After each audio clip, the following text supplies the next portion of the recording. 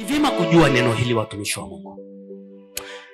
Yesu Kristo mwenye kanisa alisema katika neno lake kwamba baada ya kulizaa kanisa, kila kanisa la mahali pamoja, aliweka chombo ambacho atasimama ndani ya hicho chombo mwenyewe, au hudumie mwili wake, au lishe, au oshe, au vishe, au ondolee kila kunyanzi, au uondolee doa, upendeze, uwe bibi harusi, uwe bikira safi ambaye yuko tayari kwa unyakuo.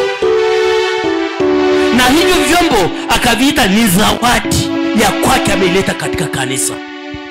Hivyo vyombo vinaitwa ni zawadi ya Kristo katika kanisa. Sio zawadi ya kanisa, sio uchaguzi wa kanisa, sio aliyejipendekeza kwa kanisa.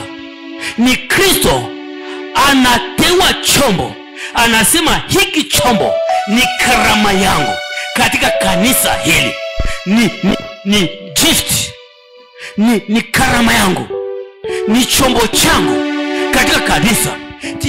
Nikishakiweka pale, kikisimama na mimi, ni mimi naye simama pale kwenye ile kanisa, ninalilea.